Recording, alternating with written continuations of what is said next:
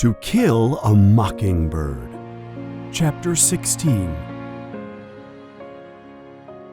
The next morning, everything feels strange and tense. At the breakfast table, Scout asks her father a question that is on her mind.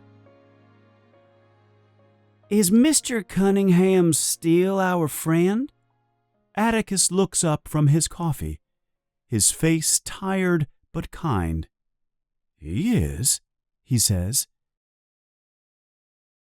"But last night he wanted to hurt you," says Jim.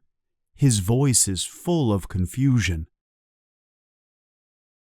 "Jim, Mr. Cunningham is a good man," Atticus says calmly.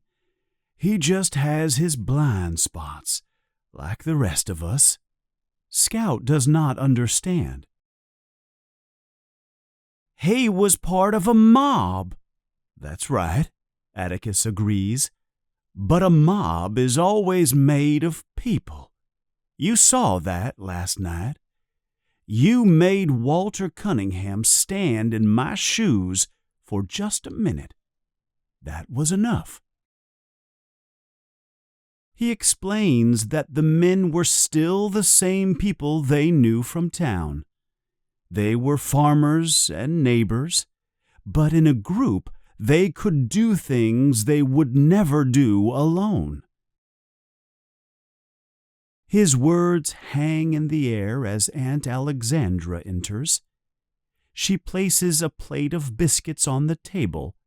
She has an angry look on her face. She does not like this conversation. Later, the children watch from the front porch as the town of Maycomb comes alive. People are walking toward the courthouse from every direction. The day of Tom Robinson's trial has arrived, and it feels like a big, strange holiday. Wagons full of families from the country pass by their house. "Look," Dill says, pointing. "There's the foot-washing Baptists. They told Miss Maudie she was going to hell." A group of serious-looking men and women in plain clothes walks by, and the children watch them go. Soon they see someone they know. "There's Mr. Dolphus Raymond," Jim says. The children see a white man sitting with black people. He holds a bottle in a paper bag and drinks from it with a straw. "Why is he sitting with the black people?" Dill asks.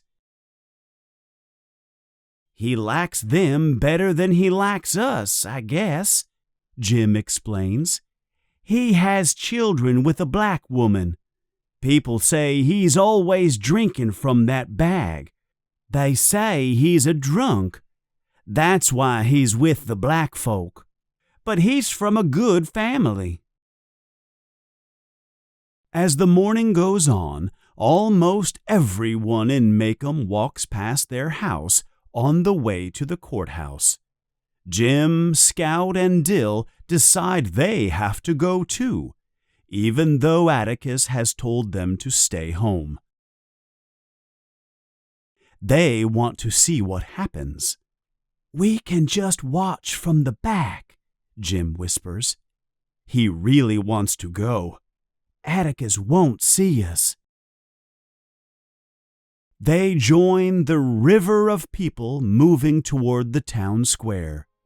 The courthouse is in the center of the town square, big and old. The children feel a mix of excitement and fear. They know today is important, and they have to be there to see it.